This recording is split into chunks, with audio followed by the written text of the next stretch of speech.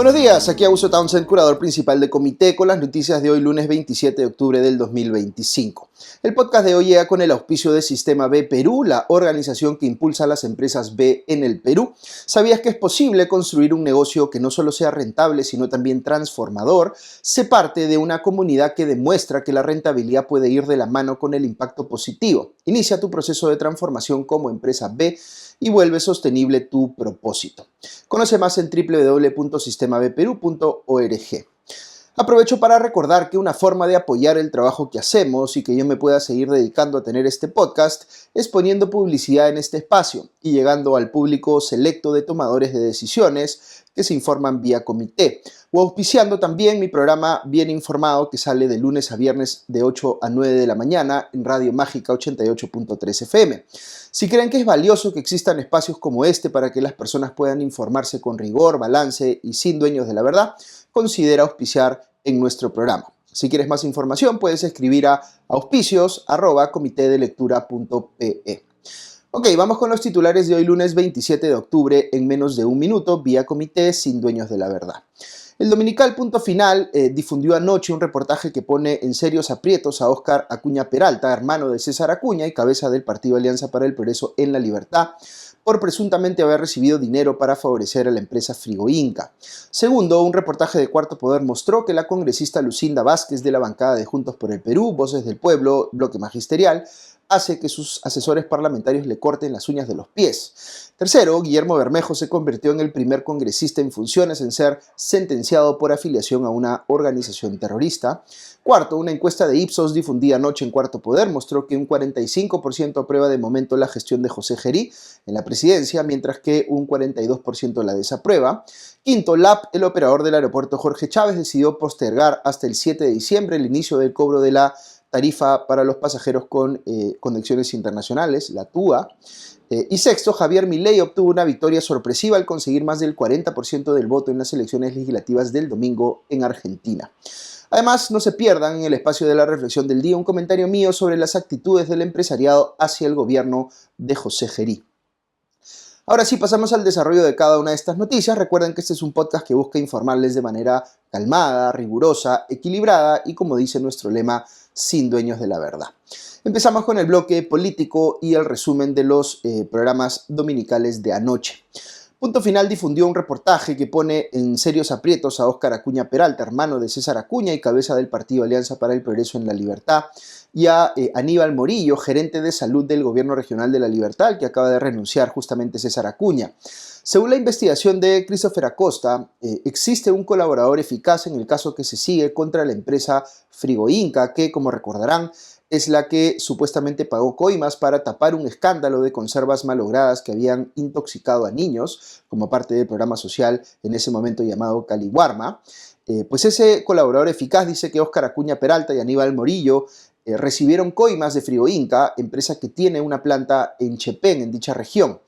Ese colaborador eficaz da detalles de cómo se hicieron 6 pagos a Óscar Acuña por 77.000 soles en total, luego de haber tenido una reunión en Trujillo con Nilo Burga, el ex dueño de Frigoinca, fallecido en circunstancias muy sospechosas. Óscar Acuña reconoce que se reunió con él, confirma que esto se dio en un local en Trujillo y que hubo otra persona más, pero dice que no conocía a Burga y aparentemente de manera de buenas a primeras le pidió un préstamo, porque esa es la manera como él explica el que haya recibido dinero. Acepta haber recibido el dinero y dice que fue un préstamo de Nilo Burga.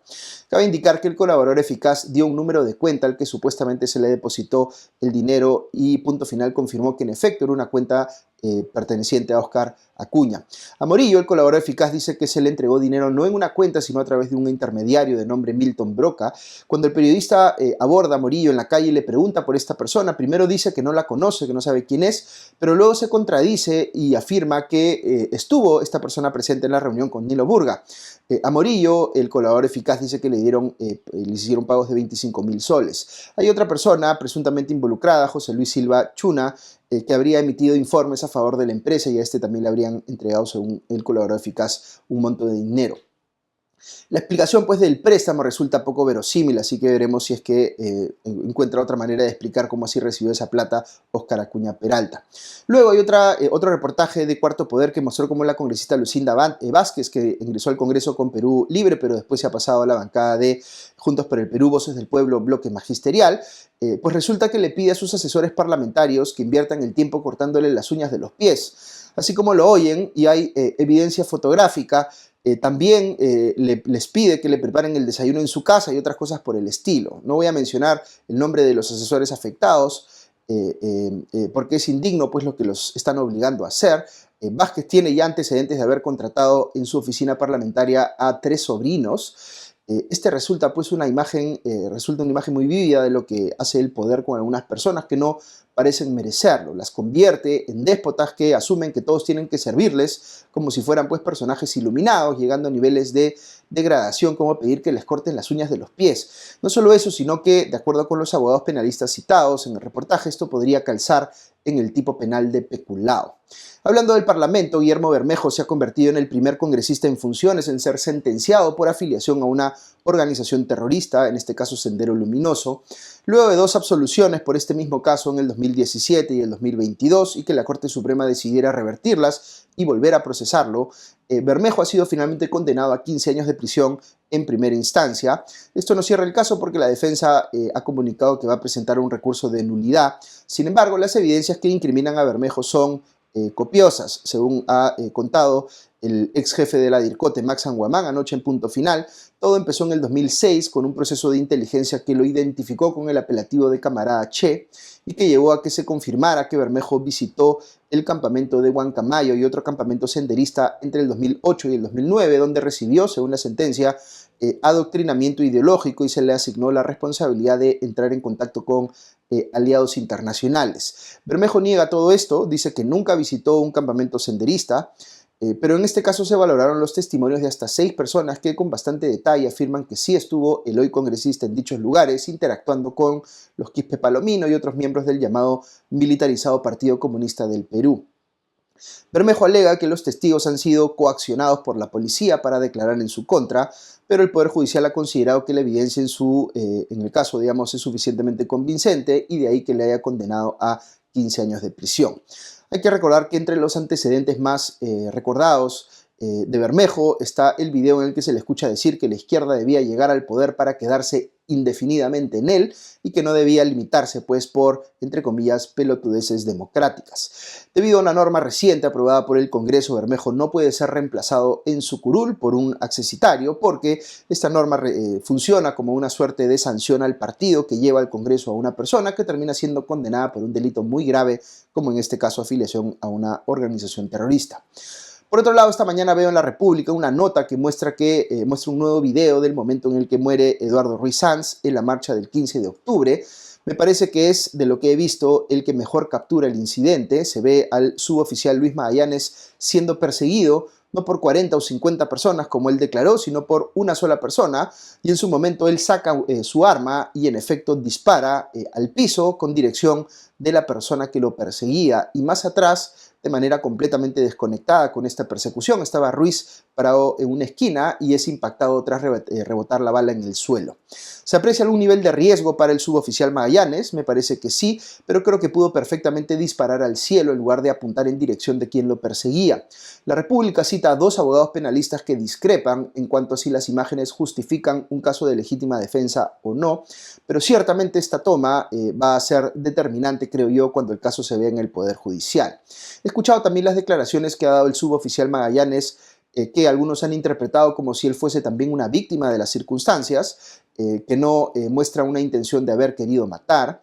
Yo tengo esa misma impresión, no parece que en ningún caso haya querido cometer un asesinato, sino tal vez un homicidio culposo, pero lo que sí veo en las declaraciones y en las imágenes del suboficial Magallanes es que claramente no estaba preparado para cumplir el rol que le habían asignado sin mayor guía, sin mayores instrucciones. Me hace pensar que los efectivos que la policía dispone para controlar protestas o camuflarse de civiles para identificar a violentistas no están debidamente capacitados para ello, y ese parece ser desde mi óptica un factor determinante en que ocurran tragedias como la que acaba de enlutar a la familia de Eduardo Ruiz Sanz. Último tema del bloque político. Ayer se difundió una nueva encuesta del Instituto de Estudios Peruanos que encontró que el 53% de los peruanos desaprueba que el Congreso designara a José Gerí como presidente del Perú, mientras que un 32% respalda que haya asumido el cargo. Además, un 37% considera que lo más conveniente para el país ahora es que Gerí se mantenga en la presidencia, a diferencia del 23% que cree que se debe designar a otra persona y del 26% que piensa que da lo mismo si Gerí se queda o lo cambian. Las expectativas para el gobierno de Gerí son bastante pesimistas, ya que la mayor parte de la población cree que las cosas seguirán igual durante su mandato, al menos en materia económica, política y de seguridad. Esto mostraría, al menos inicialmente, que los gestos del mandatario no están teniendo mayor efecto en la sensación de la población frente al grave problema de inseguridad, o al menos eso es lo que se deduce de esta encuesta del IEP. Respecto a la caída de Dina Boluarte, un 81% de la población aprueba la vacancia y solo un 16% no está a favor. Asimismo, un 86% considera que el gobierno fue malo o muy malo, el gobierno de Boluarte, mientras que un 11% cree que no fue ni bueno ni malo. Eso es IEP, pero anoche salió también una encuesta de Ipsos en Cuarto Poder. Según esta, que es un poco diferente, hay que decir, un 45% aprueba de momento la gestión de José Gerí, mientras que un 42% la desaprueba. Estas cifras no son malas para Gerí, incluso son mayores, por ejemplo, que la de otro presidente encargado, como Francisco Sagasti, al iniciar su mandato. Me da la impresión de que esto se relaciona con cómo está gestionando Gerí su imagen pública, y si sumamos esto al hecho de que las movilizaciones en su contra no han sido tan contundentes, parece pues que de momento le dan suficiente aire para continuar con relativa estabilidad en el cargo. Habrá que ver en las siguientes semanas si es solo una cuestión de imagen o si se traduce en resultados. En intención de voto de cara a la elección presidencial del 2026 no hay mayores cambios. Aparece Rafael López Alea con 9%, seguido de Keiko Fujimori y Mario Vizcarra con 7% cada uno. Más atrás Carlos Álvarez con 4% y luego varios empatados con 2%. El voto blanco viciado se mantiene en 37%. Muy bien, vamos ahora con nuestro bloque La Noticia Económica con Ale Costa, que hoy trata sobre la decisión de LAP, el operador del aeropuerto Jorge Chávez, de postergar hasta el 7 de diciembre el inicio del cobro de la tarifa para los pasajeros con conexiones internacionales. Escuchamos a Ale. Muy buenos días y bienvenidos a La Noticia Económica con Ale Costa. Hoy vamos a hablar sobre el anuncio que ha hecho el Ministerio de Transportes y Comunicaciones, el MTC, respecto a la postergación hasta el 7 de diciembre de este año del inicio del cobro de la TUA, de la tarifa unificada de uso de aeropuerto, que iba a empezar a aplicarse desde hoy en el nuevo Aeropuerto Internacional Jorge Chávez a los pasajeros que hicieran una conexión internacional en ese terminal. Tras una mesa de trabajo con el Ministerio de Economía y Finanzas, el MEF, el organismo supervisor de la inversión en infraestructura de transporte público, CITRAN, y el Ministerio de Comercio Exterior y Turismo, el MINCETUR, el Ministerio de Transportes emitió un comunicado anunciando que el concesionario Lima Airport Partners LAP optó por esta postergación a la espera de que se concluyan los procesos de revisión tarifaria y la adecuación a la normativa correspondiente. ¿A qué se refiere con esto el MTC? El Ministerio explicó que OCITRAN viene evaluando las tarifas de transferencia definitivas que serán aprobadas en las próximas semanas. Hasta el momento, lo que se había comunicado es que esa TUA para los pasajeros con conexión internacional iba a ascender a $12.67, pero de acuerdo con el MTC, OCITRAN podría modificar esta tarifa próximamente.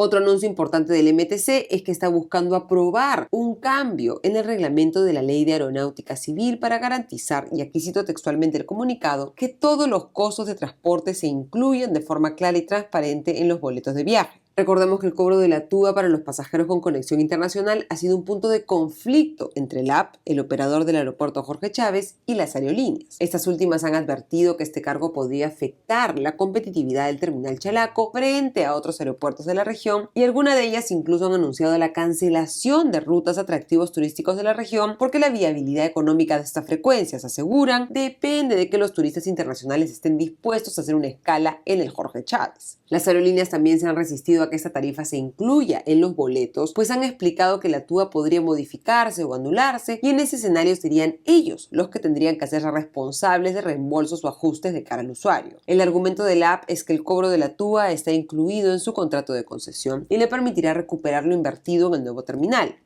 La APA ha insistido en que esa tarifa debe incluirse en el costo de los billetes aéreos y, a juzgar por la modificación al reglamento que buscará el MTC, el ministerio parece coincidir con el operador. En todo caso, lo importante es que si se va a empezar a cobrar la TUA a los pasajeros internacionales, este proceso se realice de una manera ordenada y previsible, con un costo que se ajuste a los servicios que el nuevo terminal efectivamente brinda a los viajeros y que idealmente minimice el efecto negativo que un nuevo cargo va a tener de todas maneras sobre el atractivo del Jorge Chávez como un hub aeroportuario, es decir, como un centro de conexión preferido por las aerolíneas para que sus pasajeros cambien de vuelo de camino a su destino final. Terminamos así la noticia económica con Ale Costa. Les deseo un excelente día. Nos reencontramos mañana. Hasta entonces.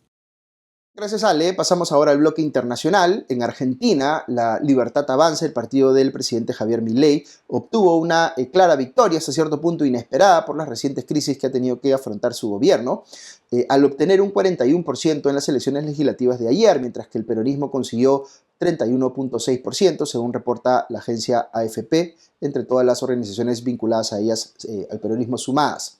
Esta es una elección que renueva la mitad de la Cámara de Diputados, que son 257 en total, y un tercio de los 72 senadores. En la nueva composición de la Cámara de Diputados, por ejemplo, la Libertad Avanza tiene 93 escaños, es decir, crece en 56, lo que es notable en una elección en pleno mandato presidencial, mientras que el peronismo pierde 4, Provincias Unidas 1 y PRO 21, etc.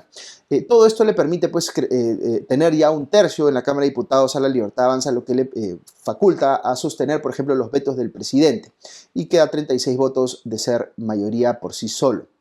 Lo que parece interpretarse aquí es que, si bien puede haber críticas en el electorado argentino hacia Milei y su gobierno, parecen considerar en buena medida que estarían peor si regresaran los peronistas. Hay que recordar que a Milei lo apoyó recientemente Trump con un rescate financiero, pero digamos toda esta situación de renovado respaldo en el poder legislativo le va a permitir a Milei profundizar sus reformas liberales en Argentina. Muy bien, hasta aquí las noticias de hoy, pero si quieren escuchar unos minutos más hoy, antes de pasar al espacio de la reflexión del día, tenemos un nuevo video de nuestro auspiciador, Sistema B, en el que un líder empresarial nos contará cuán importante ha sido para su compañía convertirse en empresa B. En esta ocasión escuchamos a Juan José Córdoba de Textil del Valle. En Textil del Valle queremos transformar la industria textil con sostenibilidad, calidad e innovación. Como fábrica vertical, controlamos todo el proceso, lo que nos ha permitido impulsar proyectos como el cultivo de algodón orgánico regenerativo en la región San Martín, trabajando con más de 200 comunidades de nuestro país. Ser empresa B nos dio una guía clara para medir nuestro impacto y tomar decisiones conscientes. Gracias a la certificación, creamos una gerencia de sostenibilidad y un comité de trabajo que cuenta con el respaldo absoluto de la alta dirección de la compañía. Hoy, el 72% de nuestro algodón ya es sostenible y nuestros programas de bienestar interno, como yoga, meditación y otros, tienen gran acogido por nuestros colaboradores. Ser una empresa B no es solo un sello, es también una empresa que impulsa la innovación, la cultura organizacional y nos conecta con aliados que comparten el mismo compromiso que nosotros. Nos sentimos muy orgullosos de formar parte de la familia de las empresas B en el Perú porque nos han ayudado a ser mejores personas, a tener una mejor compañía, a sacar adelante nuestro sector y a construir un mejor país. Invitamos a otras compañías del país que puedan participar de esta gran familia de las empresas B, porque con ello vamos a generar mucho más valor para nuestros trabajadores, para nuestras compañías y para nuestro país.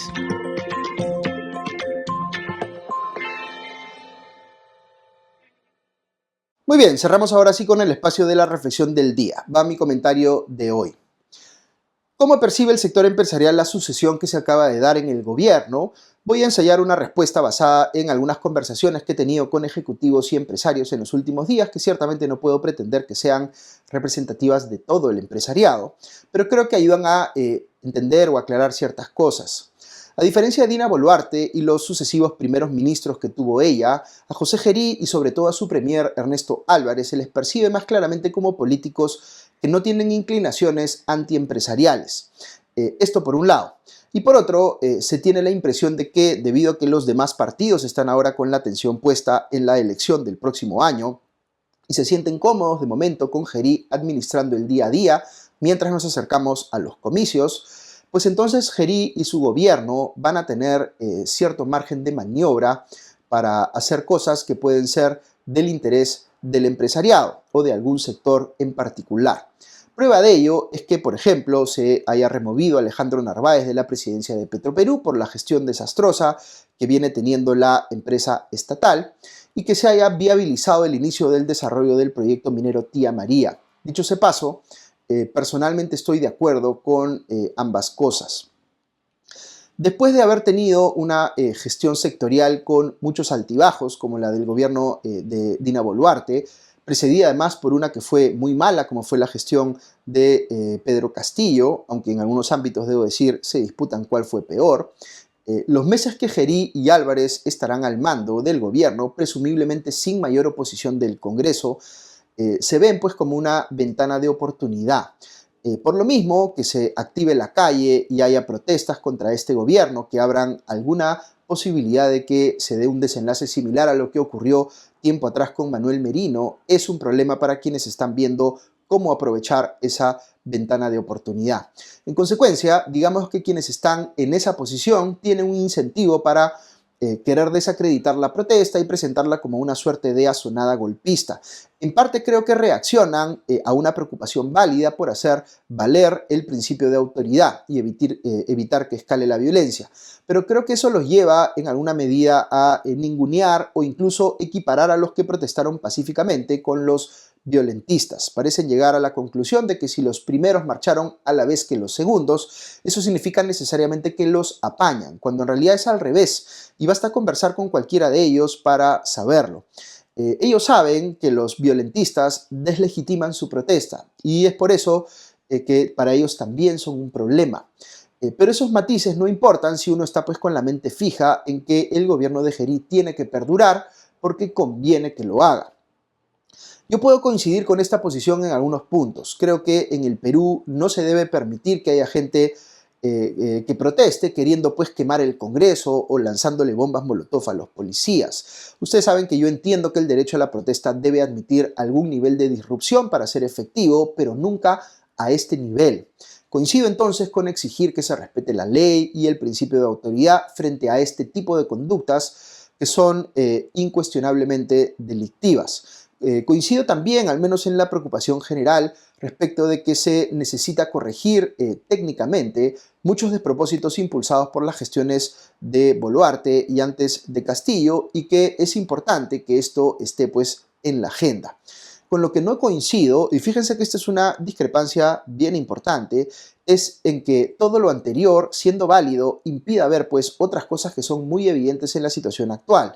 Por ejemplo, que los jóvenes no son ningunos tontos y que se dan cuenta de que ha habido pues una coalición de intereses en el Congreso para debilitar la capacidad del Estado de combatir el crimen, porque esto les ha permitido a muchos políticos que enfrentan ellos mismos investigaciones o procesos penales librarse pues de responsabilidad. Y en el centro de esto hay una inmoralidad bien grande, que es que por favorecerse ellos, esos políticos le han hecho pues la vida más fácil a todos los delincuentes en general. Y a eso hay que sumar, por supuesto, todo el proceso de captura de organizaciones autónomas o independientes que ha seguido el Congreso en los últimos años en violación de la separación de poderes. Quizá por eso algunas personas en el sector empresarial pasan, o dejan pasar una, seguidilla de leyes pro crimen como esta que les acabo de mencionar, porque no quieren agitar el gallinero y no quieren poner en riesgo esa ventana de oportunidad que sienten que les permite pues, un gobierno como el de Gerí.